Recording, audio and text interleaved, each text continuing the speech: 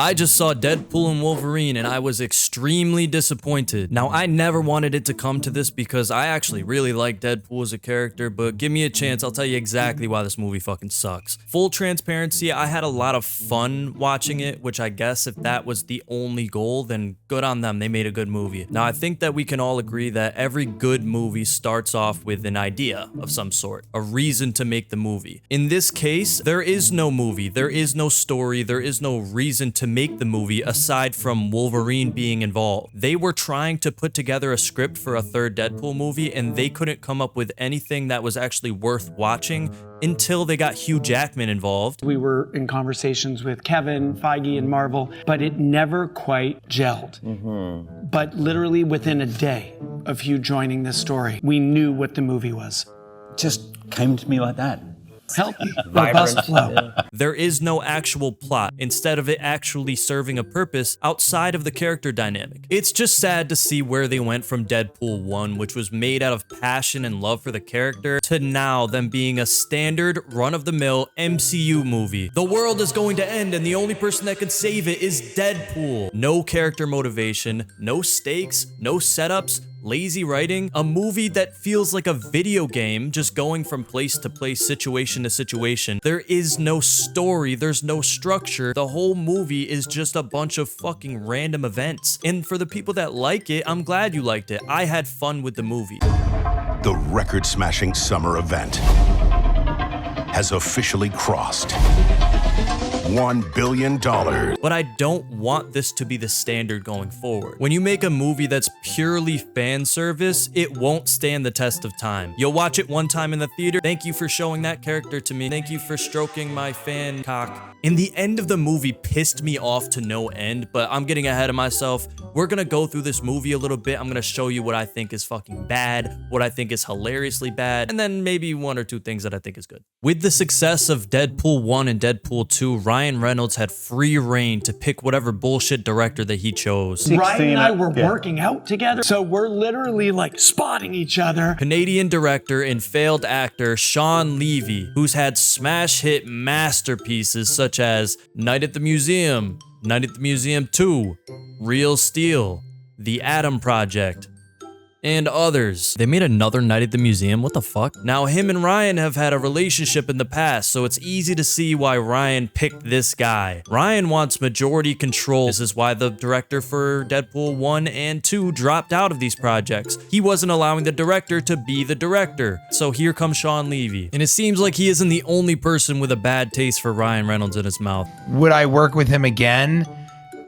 No. And Michael Bay worked on a movie with Ryan Reynolds also. And so he has a very specific opinion. That may mirror of your Ryan own. Reynolds. We had a really weird moment. Now, do I think that Ryan is bad in the role of Deadpool? No, I think he's fantastic. I can't picture anybody else playing that character right now. The passion that he has for Deadpool is pretty clear. I think the ego went to his head a little bit, and for that, it kind of sabotaged the movie from being good. The movie starts off with Deadpool looking for Wolverine, and the humor isn't exactly the best. There are 206 bones in the human body. 207 if I'm watching Gossip Girl. No cap. What? No cap. Most of the jokes in the movie are just references for the sake of being references, which aside from toilet humor is one of the cheapest forms of comedy. You'll never hear me say that the movie isn't fun or entertaining. It can be, but it's fun in the way that scrolling through TikTok is fun. It's just a serotonin dump with nothing behind it. So here's where they try to set up the character motivation for Deadpool. His absolute bitch of a girlfriend won't get back together with him unless he does more with his powers. She needs him to be a big famous superhero like the Avengers, or she's leaving. If I don't, turn things around and do something with my gifts, I don't think it's gonna really work out for me. He needs to show his girl that he can be a big superhero or she won't be with him anymore. That's the setup? What a cunt. All that setup from the first two movies just to have her leave you because you're not doing enough with your powers? Wasn't she a prostitute in the first movie? How shallow of a person could you possibly be? She liked him before the powers. My boy really beat cancer just to have to deal with this shit. So the Avengers say no to Deadpool, and he ends up becoming a used car salesman, and the movie is implying that he's down bad because of it. Now, I'm somebody that's been in car sales basically his whole life, so what the fuck you trying to say, movie? But then you find out that you're just watching a Honda Odyssey commercial. The Honda Odyssey fucks hard. Deadpool notices that he's being followed and people are taking his picture like he's in a Jason Bourne movie. I'll run to due in 3 days, Wade. I can't keep carrying you. Relax. So it seems like Wade's not doing very well financially. You know what I never understood? He's got insane, inhuman abilities, but he can't find a way to monetize that. If he just set up like a live stream and started cutting off fingers and watching them grow back, he'd make money doing that. This guy can cut bullets in half as they're being shot at him, and he can't figure out how to make a fucking buck? I know that's not a real criticism, but I'm allowed to make stupid observations. He could be doing more than selling cars. You know, not that there's anything wrong with that. Want to do some cocaine? Hey, cocaine is the one thing that Feige said is off limits. If I had a nickel for every time they make a Marvel or Disney joke in this movie, I'd have like a few bucks. Haha, I know I'm in a movie. Isn't that fucking hilarious? I can tell what the comments are gonna be from a mile away. Hey CJ, you don't get it. You don't understand. You're watching a Deadpool movie and you're reviewing it as if it's supposed to be taken seriously. Why are you being so harsh? You just don't understand the humor. The people that would say that are the same people that think Deadpool is unique in the sense that it's self-referential. Marvel has been doing this for years. The only difference is Deadpool's on the nose about it, while other movies kind of hide it. They at least try to pretend like they're still a movie that we should be invested in. Every single blockbuster movie that comes out these days pretty much punishes you for taking the material seriously. It's like the writers are laughing at you. Here's a clip from a video I saw earlier today. Link in the description. It's a great video. It breaks this concept down flawlessly. This is a scene from Joss Whedon's The Avengers. You've probably seen it before. In fact, you've probably laughed at it before. I know I did back in 2012, along with every single other person in the entire cinema. It was such a surprise, such a hilarious subversion of the classic villain monologue. I mean, think about it. It's literally the filmmakers picking up all the serious tropes we've become accustomed to over the past 100 years, and saying to the audience, hey, you and I have both seen this scene thousands of times before, right? We both know what you've come to expect from this stuff, so how about we just throw this formula around like a rag doll and try something new? And in the moment, this seemed like a really exciting proposition. I mean, come on, an era where stories are sentient? An era where movies know they are movies and which can therefore create this new age relationship between storyteller and audience. One which is interactive and two-sided, which knows our expectations and therefore knows how to play with and subvert them. What could possibly go wrong? So the Cozy Kino show goes on to explain how he saw the Lord of the Rings trilogy for the first time, and when he watched it, it felt weird because it was a movie that was taking itself seriously through and through. I know you guys can feel this when you go to the movies, whether it's Fast and the Furious, Jumanji, Avengers, Star Wars. Those movies are made by different people, but I'm sure you can tell that they all have a similar tone, and that tone is that they can't exist in a moment for more than a few minutes without breaking the tension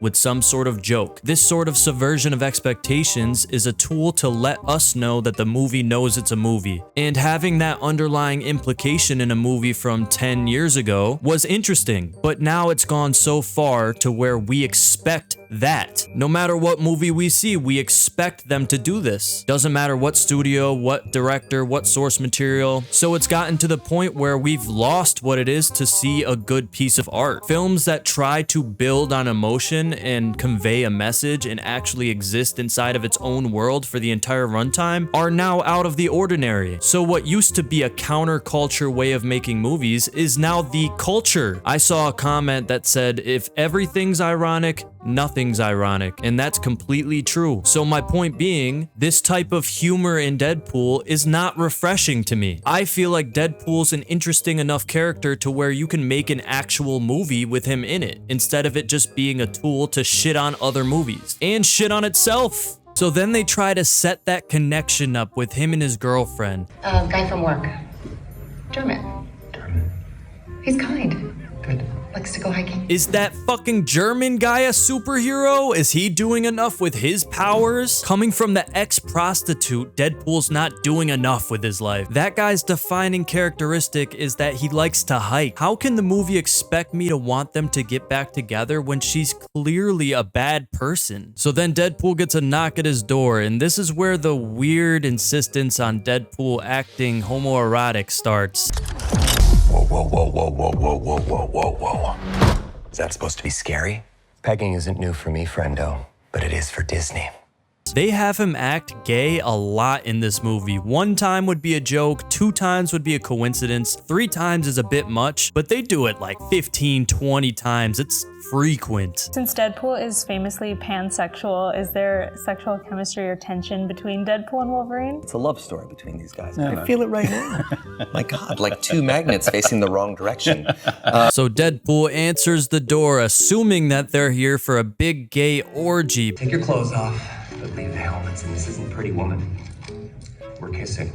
But turns out they're not. They're just there to kidnap him. So then they push him through a portal and it's gonna be a multiverse movie. Yeah, it's one of those. You know, the ones where we can just make any rule up as we go along and you just have to blindly follow along and there's nothing that we can commit to because we just contradict ourselves in the very next scene. Those movies, yep. Lazy, lazy, lazy, lazy, lazy. Avengers Endgame level lazy. But guys, Deadpool said that he hates the multiverses in this movie, so that means that it's okay that they do the stupid thing that he said was stupid. No. With the whole multiverse thing. It's not great. Miss after miss after miss. I don't subscribe to that. Just because you announce the bad thing and the lazy thing that you're doing doesn't excuse you for doing it. Otherwise, you could just put together a shit movie and then you could just have a character like Deadpool announce, hey, isn't this movie awful? And then everybody's supposed to just nod along and laugh? No. Make a good movie and then you're allowed to make fun of other movies. You can't make an MCU piece of garbage and then make fun of the MCU.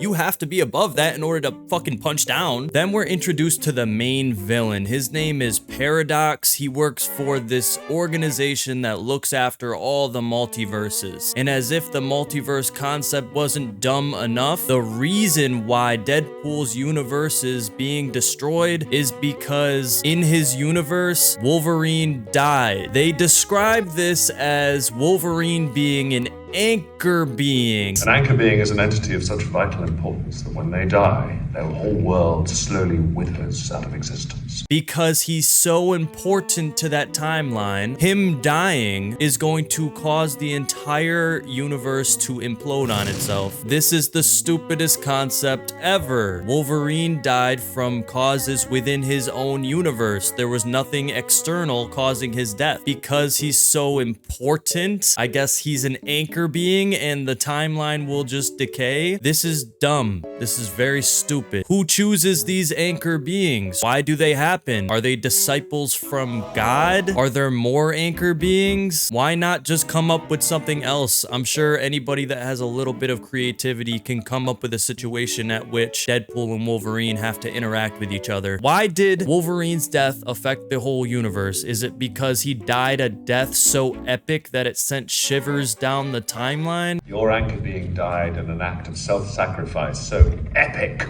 that it sent shivers down the timeline. Oh, okay, so we're not trying like at all. The whole anchor being thing is dumb, but the reason why this guy's a bad guy is even dumber. So apparently the timeline would take thousands of years to naturally wither away, but he's ripping Deadpool out of there because apparently his company wants him for no reason. And he tells Deadpool, I know it's gonna take thousands of years to naturally decay, but I just want to end it now. We used to just prune these things. Simple, elegant, efficient, but I'm told the TVA doesn't like to do that anymore. Well, I do. Deadpool's like, why? He's like, yeah, I don't know. I just want to end it now. I just don't feel like having it be alive for any longer. So I just want to end it because the story needs conflict and he has to be a bad guy. I don't understand. Just take a second to think. Just writers, please just sit back and think. Think of a better situation at which there could be conflict. Deadpool's like, fuck that. I'm gonna go on a hunt for a different Wolverine so we can replace my anchor being with. with. He thinks that's going to fix everything, which I guess doesn't make sense, but I can't really blame you, bud. None of this shit does. And instead of it just cutting to a montage, Deadpool's gotta be like, hey, cue the montage. Cue the fucking montage, baby. If anything of note happens, he'll just stare down the barrel of the camera. Hey guys, they're gonna fight now. Aren't you so excited for these two to fight? It's really, really repetitive and stale, especially when the only joke is, hi guys, I know that I'm in a movie. That's not really a joke. It's a gimmick. So he eventually finds the Wolverine that we're going to be stuck with for the rest of the movie. And it turns out that this specific Wolverine is a failure to his entire world. He let down his whole universe. Everyone hates him. He's a hero in my world. Yeah, well, he ain't shit in mine. Whoever you think I am got the wrong guy. They don't tell you what it is until the end, but I'm telling you right now, it's the most tame shit. It is nothing. There are so many different tragic Wolverine backstories, but they chose to go this route where he didn't even do anything that bad. That's the worst Wolverine. That guy sucks. He's horrible. They didn't even give so much of a flashback. They only reveal it at like a campfire sit down, and he mentions it one time unprompted. The ongoing theme is that the writing is very weak. For a movie like this, it seems like they had a focus group for the first two Deadpools and realized they like the zany antics of the character. They like how fun and refreshing it was. They like how it's R-rated and the jokes are crude. And they just amplified all of those aspects by a million without remembering that there has to be a heart and soul of the movie. And I was looking forward to them stepping into new grounds and having the heart and soul of Deadpool 1, except with a multi-million bajillion dollar budget like they do now. But it seems like they made back their budget in the first week, so I guess it worked for them. And this is the most phoned in Hugh Jackman performance that you'll see in any of these X-Men or Wolverine movies. I haven't seen him give a shit less than he does here. You gonna take that from him? Yep. And then he brings Wolverine back. To his surprise, that Wolverine's not gonna work. You can't just replace an anchor being. What were you thinking, Deadpool? Don't you know how fucking anchor beings work? You actually think you can replace an anchor being? I say, why not? These rules are really convoluted and stupid, and you're making them up as you go along. And now that this beginning opening sequence has concluded, the rest of the movie will take place in this boring, lifeless scenery that they call the Void. It's a huge wasteland, and it gives them an excuse not to have any extras or scenery or anything going on at all. They can focus on just showing you cameo after cameo after cameo until you're sick of it. They have a lot of moments where you'll be like, oh shit, it's that person, which is cool to see on screen. But they use that as a crutch. There's nothing really going on aside from them running into new people for an hour and 45 minutes. There's this feeling of cheapness you'll get when a movie is primarily set in one single location, especially when there's nothing visually interesting going on and it's just grayscale with hints of brown. Look at this.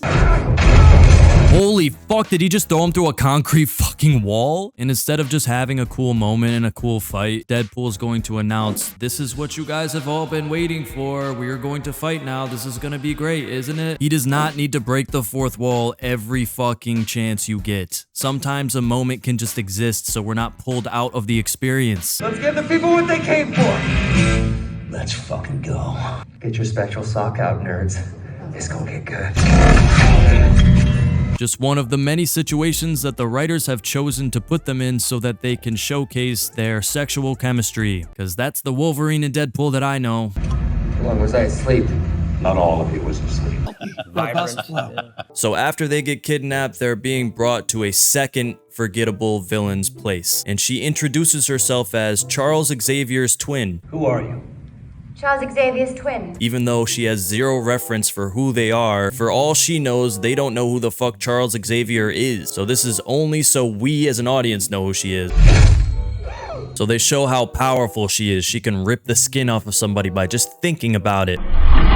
So there's no excuse as to why she shouldn't be able to solve any problem that she has if Deadpool or Wolverine is giving her an issue. Just launch their head into fucking space, right? But no, the main characters have plot armor, so she'll just throw those people aside and then they'll be knocked out for like a minute or two until they wake up and they could save the day at the last second. Seems a little silly why you wouldn't just rip their skin off.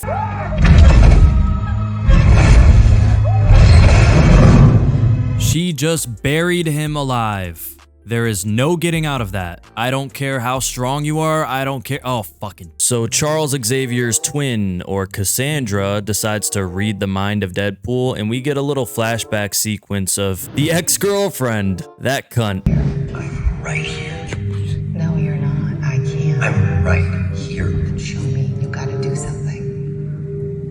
Show you what?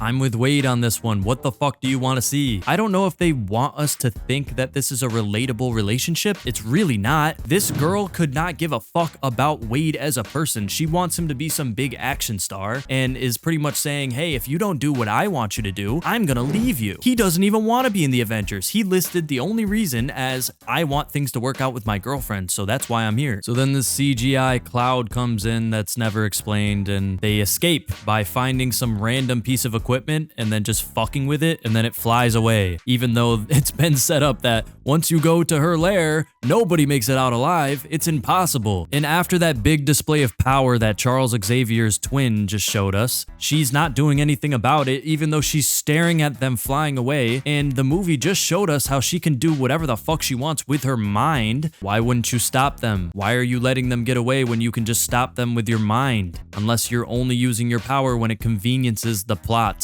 Then they are forced into a homoerotic situation yet again. Are you noticing a trend?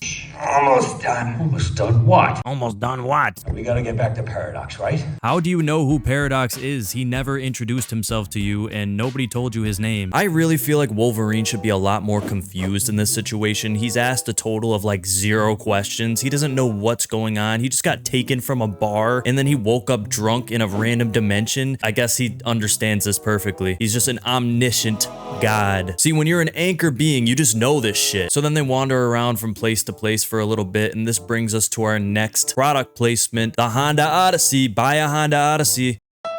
And then this Honda Odyssey chugs us along to the next story beat, where they get kidnapped by another group of cameos. So they wake up in a random place and they're surrounded by some cameos from old movies that we all like. You know, they fed you some member berries with this one. They showed you Elektra, they showed you Blade, played by Wesley Snipes, and Channing Tatum as Gambit. He plays that so clumsily. They make a joke about it in the movie. I don't know how I feel about it. His accent changes like 30 times in a few sentences, but it feels more like you're laughing at it rather than with it, if that makes sense. Then the final cameo is X-23 from Logan, which pisses me the fuck off because that fucks with the storyline of that movie. That movie was great. It was fantastic, and it ended by Wolverine sacrificing himself for this girl. But in this movie, it's the same girl. She's got the sunglasses and all, and now they're continuing her story through this movie. That just fucks with things. It cheapens his sacrifice. I don't like that at all. If you watch this movie first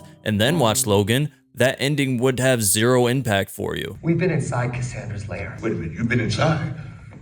And you made it out alive? Bullshit.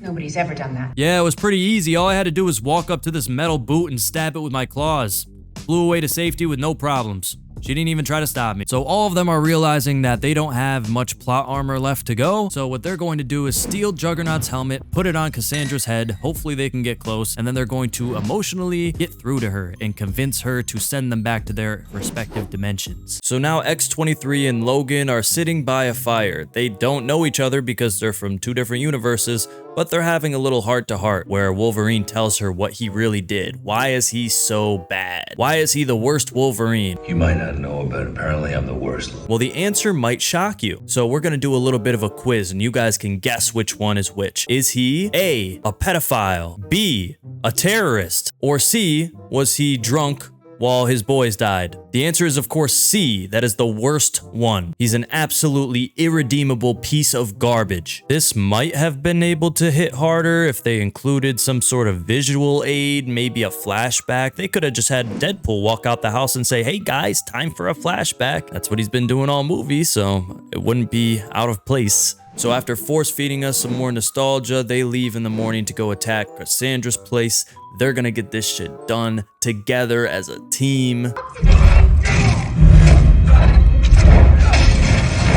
Cassandra, why didn't you do the thing? We all know what you can do. Why are you just throwing him across the room? That's gonna make it very easy for him to save Wolverine at the last second. Maybe she enjoys the showmanship of it all. But guys, what happened to the plan? You were supposed to get the helmet and then go up there. What happened? You could have just fucked yourself into not being able to win this situation at all because you're too fucking antsy and you had to go up there first. You're leaving these people to go get the helmet for you? What if they fail? Then you would have no chance of winning. What's the point in pressing her right now? You know you can't do shit until you have the helmet.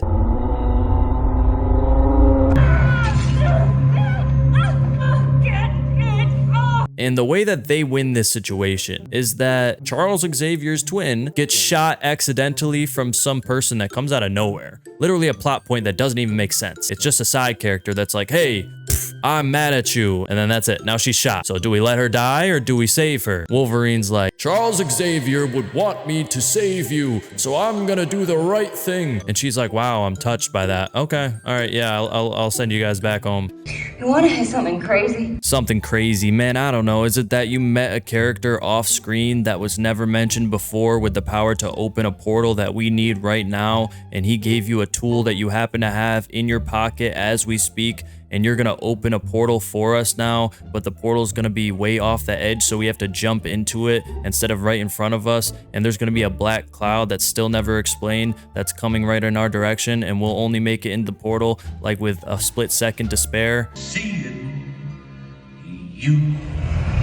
Nah, of course not. That'd be stupid. How is it that Cassandra even knew where to send them? They have not communicated like at all. So then Cassandra gets angry at the TVA guy. She got some new information and she's not too happy. So now she's going to destroy all of the existing universes. Everything is at stake in this one. If Deadpool can't stop her, everything will be destroyed. Why the fuck does it need to be like this? So I guess there's something called a time ripper, and if she sticks her arms into two conveniently placed holes, she can manipulate the space-time continuum and everything will be destroyed. And there's a little loading bar on the screen. Once it reaches 0%, then it's completely fucked. So now they have to fight through an army of Deadpools. I don't know how they're gonna get out of this one because this Deadpool is only as strong as one Deadpool, but now there's like 150 Deadpools, so even if some of them are weaker than you, the combined force of all of them and the possibility for them to be even stronger than you would probably lead to them winning, right? They're here because they work for Cassandra and they want to stop him from fucking with the Time Ripper, even though the Time Ripper would fuck them up too. Can we just be done? Oh, we're just getting started. No. With the whole multiverse thing. Yes, fucking please. You should have left it alone before this movie, but you're lazy as shit and you didn't know how to make a movie with Wolverine and Deadpool without just making rules up as you go along. My problem with this movie also lies in the fact that there's zero stakes. Now, I understand it's hard to make a movie about somebody that can take an infinite amount of damage and still survive. But in this story, they've set up multiple times, hey, if you do this, you're fucked. If you do this, you're gonna die. If you do this, the world's gonna end. If you do this. But none of it is true. There's always a cop-out at the end. So after mowing through all those Deadpools, they're laying dead in the street, and then they rise simultaneously, which is weird because they killed them at different times, but it is what it is. There's one scene where someone has the baby arms. When he gets his arms cut off, then they have to grow back his baby arms, but none of the other Deadpools have baby anything. They look untouched. But at the end of this, you're like, how are they gonna get out of this? This is a difficult situation to get out of. But then they just have a comedic cop-out. They take that side character, Peter, and he pulls up on a bike, and then all of them stop fighting, and then they go up to Peter, and they're like, hey, Peter, I fucking love you, Peter, ha ha ha ha. Every Deadpool has a Peter, and we all love Peter. And then they're able to get away because they're distracted by Peter. That's the silliness of the plot. It doesn't even take itself seriously, so I don't think I should try to. How do we shut it down? I don't know. How about now? He eventually does tell them, but why does he even need to be threatened into this? They're willing to sacrifice their own life for this. Like, obviously, he doesn't want her to have that control over the void and everything. What is his motivation to keep that a secret? Why does he need to be threatened with claws to his face? Theoretically, you could stop her by short-circuiting the feeds in the chamber below. One of you would create a circuit between the two feeds, then the released power would destroy the machine. So what they end up having to do is go into this little energy field place and they have to grab onto both posts, and if they grab onto both posts, they'll absorb all the energy and it'll reverse it on her, and then it'll all fucking explode and it'll be all fine and all the timelines will be good. Yeah, I don't know. But they have a diagram that explains it as he's explaining it. You can follow along that way. He explains to them that if they do it, they'll be evaporated from existence. They cannot survive no matter what, even though they have the healing power. Seems like some pretty high stakes. There's no getting past that. But it turns out when Deadpool goes into there, there's not enough arm space between the two posts. Oh no. Wolverine has to come in at the last second, and then his shirt rips off for no reason. But they'll surely be killed, because that's what the guy said earlier. If they do this, they'll be sacrificing themselves and they'll definitely die. No matter what, they'll be wiped from existence. Honestly, pretty noble how they... Oh, what the fuck? I guess Deadpool is a scientist now because he had the exact answer to why this happened, and the answer is very fucking stupid. I don't understand. Me neither. How are you two still alive? I don't know. You're right. One of us would have been killed. But you put a Deadpool and a Wolverine together? Indestructible, motherfucker. Oh, fucking K, dude. I can't take this shit serious if you're not gonna stick to your own rules. If you want to break these rules, then just don't make them. Make different fucking rules so that way it's consistent and we can follow along and actually give a fuck about what's going on. Why would I care about what's going on in a scene if I know directly after you're gonna contradict the stakes that were set up in the beginning of the scene? Just make them overcome whatever obstacle you give them. Don't just eradicate the fucking obstacle. It is a fictional comic book movie. You could stick to whatever rules you want as long as they are consistent. So there you go. Deadpool saved the entire fucking universe. Was there really no other way to write this story other than having the entire multiverse at risk? Every other Tuesday in the MCU, it's a galactic threat that if our protagonist doesn't do anything, everyone's going to simultaneously die and nobody's gonna know what happened. But Deadpool, if not for Deadpool, everyone would die. Again, I really like the standalone Logan movie. That was really good. Now they have X-23 and Logan and Deadpool in the same universe like they wanted, but they did it in the most lazy and careless way because it steps on and shits on the ending of Logan. Now we just have a new Wolverine, and I guarantee if they include them together in the future, they'll just write them as if they were the same characters all along. Cop out. So now they can have the emotional moment from Logan, and they can have a continuation of the franchise, which is their entire goal in the first place. We just want to put these characters together because we know that combination will make a ton of fucking skridol.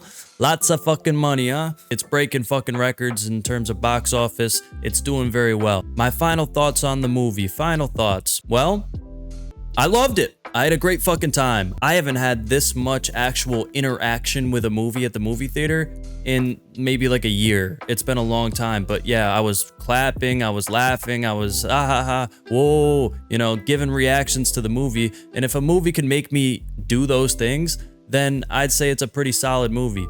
Now, I know that contradicts everything that I just said. It is not a perfect movie. It is very flawed. It has no plot. It's lazy. I do not want them to continue making movies like this, but this particular movie I had a good time at. So would I recommend you seeing it in the theaters? Yes. Would I say that it's a good movie and that they should continue making movies like this? No. It's a very complicated situation. I understand this. So my final rating will be a 5 out of 10. I think it's a perfectly good movie to exist, but it's got a lot of issues, and as a standalone movie, if you don't give a fuck about any of the fucking cameos or fan service or anything, you're not gonna like it at all. I appreciate y'all. If you like this review, watch my other reviews.